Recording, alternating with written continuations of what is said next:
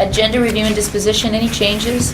Just under non-public, Madam Chair, I need to put down the negotiation of sale and purchase of property. Some information I want to discuss with the board about some options that abut us. Okay, excellent. All right. A motion to... In non-public, we're going to have some discussions about negotiations. Thank you, Ross. All right, we'll add those two on. So we'll have 3 items for non-public. Great.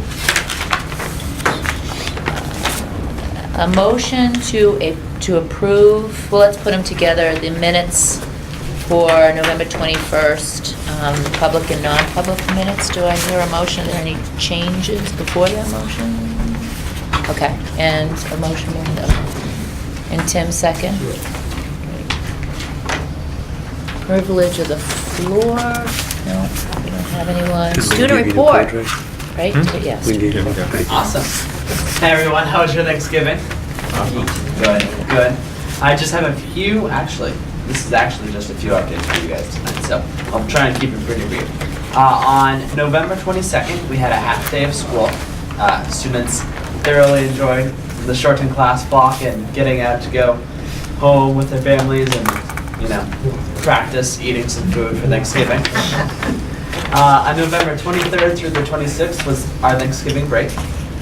On November 28th, the school offered sports physicals for kids partaking in winter activities, same as we do for the fall activities as well. But families and students are all very appreciative of that, especially if they hadn't done a fall activity, because then, you know, that gets out of the way their physicals that they might have to get done.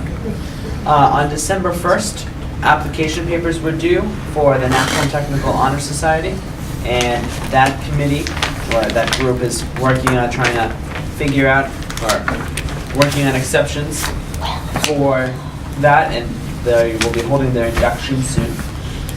On December 2nd, sorry, thank you, was the holiday parade downtown. This year, PRHS had their football team, the National Honor Society, and our band, pep band, marching band group, and we all marched in the parade, and we thoroughly enjoyed it. It was warmer than it was last year, so our fingers and instruments didn't freeze, so we were very excited about that. Were you in there too? It wasn't. On December 2nd was also an SAT test date, so Nice parade. some students went and took the SAT. On December 3rd, there was a cookie swap at the Campton Historical Society. Chamber singers sang there with addition of a few students from the chorus program. This is something we did this last year, and I think we did it the year before, and students very much look forward to it. They get to play in collaboration with the Brass Attack from the Campton Elementary School, another local community group. So students always look forward to that, and I guess that went very well. Upcoming tomorrow on December 6th, we have the Boston Museum of Science trip for kids who are part of the astronomy program. On December 8th, so this Friday, applications for the National Honor Society are due to Miss Donahue by 2:45. So I know some kids who are doing some last minute signatures for that, but everyone is very excited to get those in. On December 9th, there's a quiz bowl competition, and it's also an ACT test date. On December 12th is the National Technical Honor Society induction. On December 13th, PRHS is hosting a home math meet. On that day, the winner's driver's education course starts here, along with students, I believe, get their PSAT scores back on that day. It's from the 11th through the 13th. So we believe they'll be coming in on the 13th. On December 14th, progress reports close. And December 19th is a winter concert. And I know that's the next day of the board meeting, so I'm sure we can find another time for me to make a presentation to you guys, but we will have quite a few students and parents there, so I will also be there. Great. That's all I have. Thanks, Ben. That's great. Superintendent report. Everything I have, Madam Chair, is contained within the discussion items and non-public session. Okay, thank you. And principal's report. Thank you, Madam Chair. Just add one thing since Ben did such a wonderful job. That winter concert is on that Tuesday, same as your board meeting, but it's going to be held in the gymnasium this year. Yeah, the numbers, Mr. Heller and I looked at those numbers. They're scary high. So we're moving them into the gymnasium, so. What time is that? That's going to be 7 o'clock. 7 p.m., okay. So we're hoping for the best, and I know Mr. Gunn is, we're looking at, where he wants the stage and all that piece. So that will be. That's on the 19th? That's on the 19th, and The snow date for that is also on the 20th. the snow date is the 20th on that. But it's in the gymnasium this year, so hopefully, we got good weather that night, Your Ben. assistant's coming well for you. Yeah, he's doing a great job. I'm not calling for snow, Ben. I'm always ready. Nordic and Alpine is always ready for more snow. We'll get some of those snow guns, Well, I've never had school in July, so it'd be interesting to see how it goes over. which we already used 2 days. Thank you, Madam Chair. You're welcome, thank you. Good job, Ben. Committee progress reports, so we have meetings on the 18th coming up for facilities, policy and budget, program staffing. Barb, an SCC report? Yes, we met last night and we had a very good meeting. We listened to the results of the survey that the students brought back to the students and compared those with the results of the survey we had. This is all in relation to senior seminar. And we are ready to put together a proposal to the board. Our next meeting would be in January, but due to the dates, we will not have a meeting in January, so the meeting will be the first Monday in February. Hopefully, at that first meeting in February, we will craft a proposal that will come to the board. So we're moving right along with that. The only thing I'll add is I found it kind of interesting that SEC did a survey just amongst ourselves, and the results were very similar to the 112 students that were surveyed in the student survey that they put together. So I thought that was phenomenal. It seems like we're all pretty consistently on the same page, so. Just to be clear, there weren't just 112 surveyed, that's all we got reports back from. Great, thank you, Barb. Thank you, Melinda. Discussion items, draft number 2, proposed budget for the Yes, fiscal year. You have about 3 pages here. Rather than reproduce the reams and reams, what I've done is just done a summary. And then Mr. Parsons and I know that we have some more work to do. But I just wanted to share this with you. It's sort of, can you grab one of those? I think mine was in there. In many ways, this was the low-hanging fruit on the appropriation side. And then it's really cleaned up. The revenues won't change. These revenue adjustments are solid if you decide to go with them. The next level of cutting, if we go there, then we have some value judgments to make. But these cuts are relatively easy to make. So let me walk through that with you. Revenue is the first thing. I'm on page 2 of this, of the handout. We currently had a revenue fund balance in draft 1 of $125,000. At the suggestion of Mr. Deachman, we think it's a good idea to add the retained fund balance from the previous year, and that's $103,680. So that's real dollars already in-house. We're not cooking the books here. We went back through the tuition, and I'm historically, and those of you that follow the news understand why, I'm historically very conservative with tuition revenue. We have tuition students who come from Waterville Valley, Ellsworth, and there's one from Linwood, there's one from, and then there's a couple from Ellsworth, Waterville Valley, Warren, and Linwood right now. So we went back through, and a student program has committed. So that $50,000 addition is real money. And then, as Mr. Dietrich pointed out, the reimbursement from the bond for the position in facilities. That's a $63,000 add. So you see, revenue, we've added $216,680, and the revenues are solid. I don't feel comfortable going back and doing anything else to the revenues. On the appropriation side, again, didn't go far in value judgment at this point, as I wanted to get a feel from the board.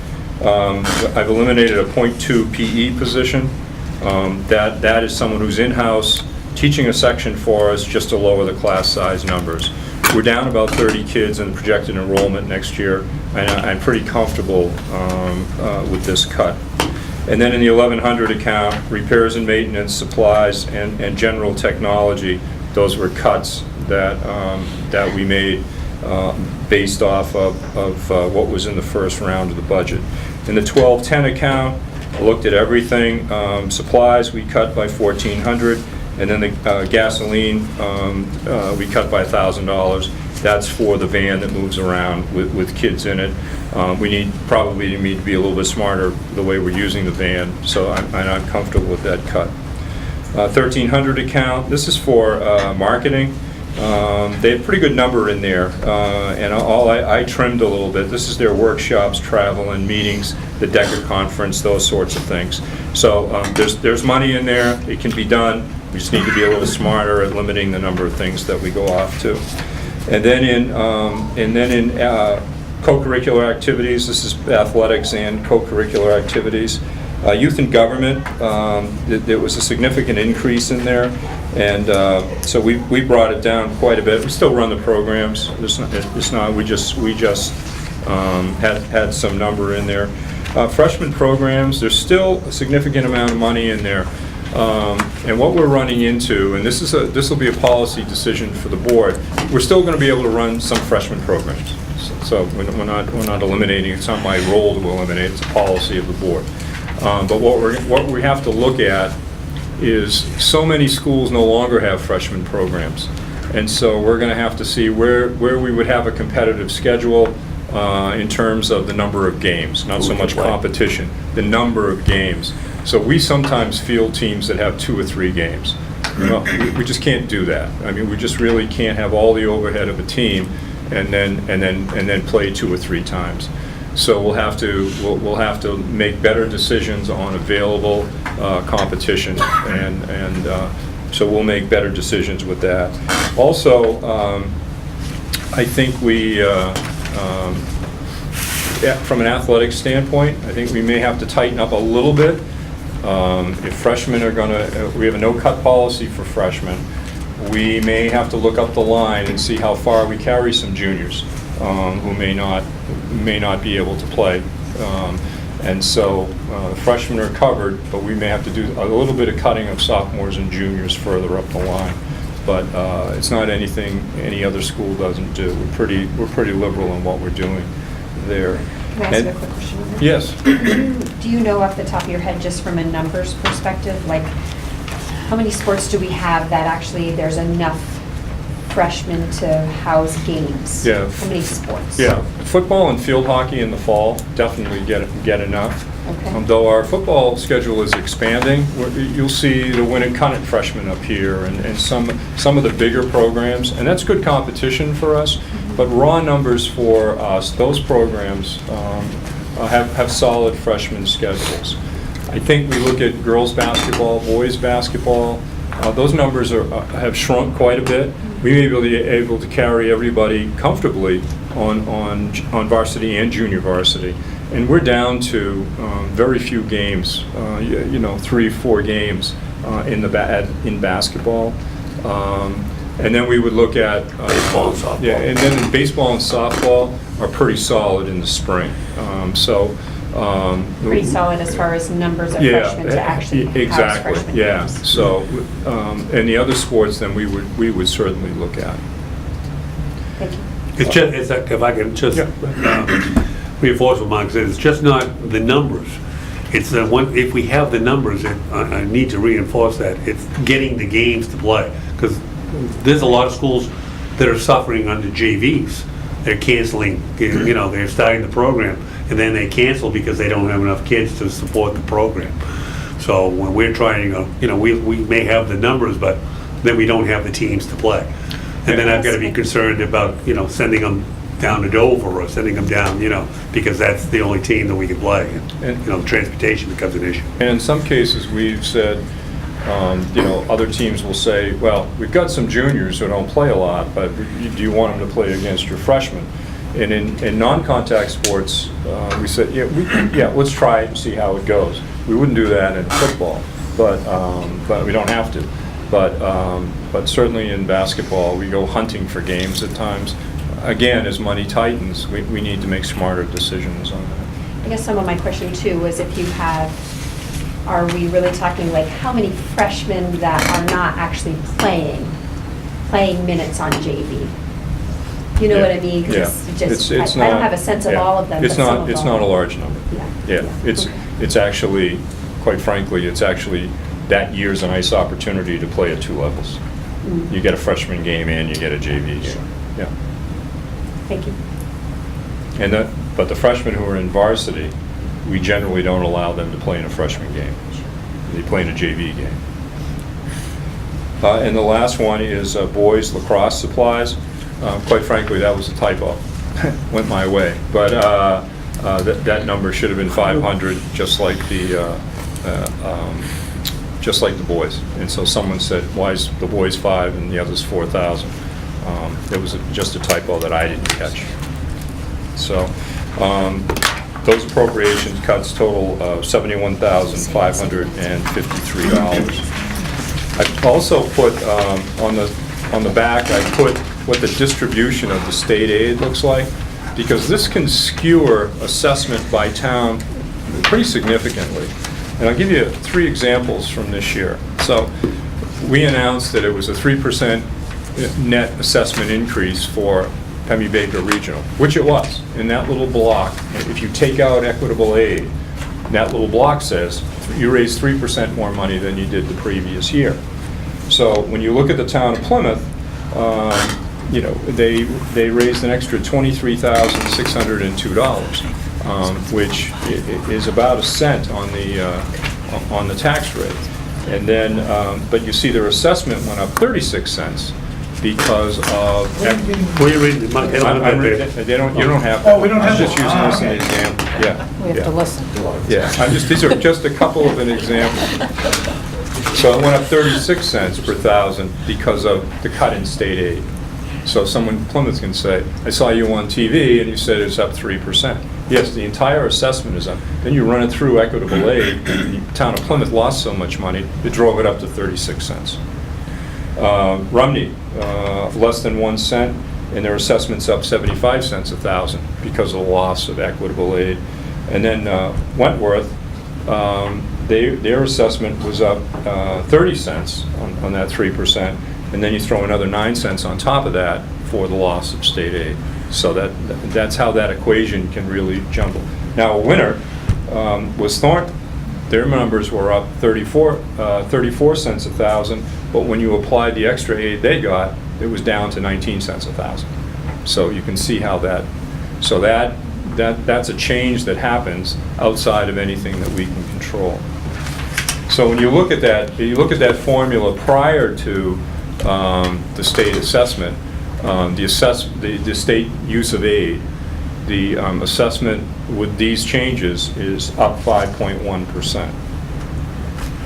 So I guess I'm asking you to approve these and then have a conversation about how beyond the 5%, how far that you want to go, because the principal and I then have to make recommendations based on getting into some real programs. All right, so do we want discussion, or are we prepared to approve these cuts as is? I don't have any problem with the cuts that we're making, but I don't think it should be the end of the discussion. So, these are all things that Mark is recommending, and the numbers, increase the numbers is nice, and decrease, some of them are just corrections, as Max says, some of them just mistakes that were on the first draft. Others represent some slight adjustments, but nothing is seriously affected other than freshman sports, maybe a little bit. But other than that, if they can do the job without this money, then I think we ought to thank them for that and then go to the harder questions we'll do in the budget committee meeting. Okay. All right, is that sufficient for you? That's Okay, great, Bill? yeah. The only concern that I have is we're going to cut some freshman program, not all of it. I think that Question. opens us up for, fair hair child, obviously, football. I understand we've got numbers to sustain that, All right. but if you're cutting freshman program, Yeah. We cut them all. that's what I'm thinking. Yeah. Well, you had two, Why are we punishing all the kids because we can't get enough kids on certain programs? your point's well taken. I looked at the equity of it. You Yeah. got two boys programs, football and baseball, that probably won't be touched, and two girls programs in field hockey and softball that probably won't be touched. Believe me, I'm sensitive to the comment, and Yeah. there are enough accusations thrown around here. If my kid is one of those kids who plays on the team that's getting cut, Uh-huh, then I look at, well, why are you keeping that one? yeah. It could be lack of schedule, it could be lack of a lot of things, yeah. Okay. Do Any you need other- a motion? So we just- I think you're saying to just, this is a start, we're gonna continue on to see if we can get the cuts even more. I think we ought to make a motion and adopt these recommendations of the And, superintendent. and leave it at 5%. For now. For now, This is not the right. final draft. Right. All right, so does anyone want to make a I'll make a motion to motion. give, okay, Ross, So. second by Tim, okay. We're at 5% right now. Thank you. So if I may, Madam Chair, the conversation becomes, is there a target number in terms of an assessment? Because we got a lot of competing programs that we can go in and eliminate, tinker with. There are some faculty positions. We're carrying freshman seminar, maybe carrying a .2 in social studies. That we're getting now into some decisions that Bruce and I have to sit and say, okay, if this is cut, what do we do with the kids? What's it do to the rest of the schedule? What's it do to class size? Those sorts of things. Because we can go through and probably, and it's off the top of my, we can get some small numbers here, some small numbers there, but you can't get to, 2% or something like that without getting into personnel. It's just, get around it. Don't we have a Russ. target in our list of goals, Mark? 3%. 3%. Yep. I think that's what we're aiming for. Okay. All right. And we may have to override that, but we need to know, what are you cutting to get to 3, from 5 to 3? Okay. That'd be my take on it. So we'd like some suggestions. Well, that's unfair to you. What Bruce and I will do is we'll figure out what that number is at 3%, and we'll work backwards. Okay. And come in with that list for you. Right. And they're going to be policy decisions. Come in for you and say, all right, this is where we think we can go, affecting the fewest number of people, and do the best we can with that. I will tell you, it'll be all on the appropriation side, because I'm not comfortable. The revenues now are fine, maybe a little bit. Sam. Could we do it, it would be helpful, I think, to see in terms of, if you're just doing a plan to get to 3%, in terms of incrementally, like, what would you cut first to get the 4.5%? What would you cut Yep. next to get the 4? What would you cut next to get the, so you could, so the board can see Where we've got- priorities in terms of, Yep. Yeah, Got it. that sounds Can great. do that. Phil? Just as a follow-up to our last meeting, raised the question about our field trips. Yes. How much do those represent in the budget, if you can have that number? Sure, that's on the last page. I have that all in one line. Yeah. Bart? It's a substantial number that we do, Phil. No, I know, yeah. A lot of that marketing money was the field trips that came up. So, just to be clear, since we are being televised, when we say our target is 3%, that's our numbers, and then it's whatever comes through at the voting with the other warrant articles. Yes, yeah, your core budget was 3%, and the warrant articles above and beyond that. Right. So we might meet our 3%, but it Yeah. could be higher. Well, we nailed it last year with Right. the warrant articles, because we had come in at about 1.5 or something like that. And then with the warrant articles, it got it to 3, which was just, quite frankly, a coincidence. Bill? Next year, we'll start payments on the bond, is that right? Following year. Oh, so we don't have, There's no but bond. when we do next year's budget, Yes, that will include, some principal payment. any idea how much of an impact that'll be? Yes, we can go back to the sheets from last year. It's the worst year of the bond, the first year, Okay. because you're carrying the most principal. So there'll be a sticker Yeah. shock for that budget. Yeah, we have to deal with that next year. Yeah, not, yeah. Yeah, yeah. And I don't, yeah. Mark? Yeah, just when we came up with the 3% number over the summer, did we know at that point that the state aid would be changing so dramatically? Okay. That was part of the equation. Yeah, yeah, that's phased in. If the numbers hold on the back page, that's what they're telling us now. If these numbers hold, that's pretty good compared to, the last few hits that we've had. So the key will be, if these numbers are really there when we go to set the tax rate, that's the surprise you can get at times.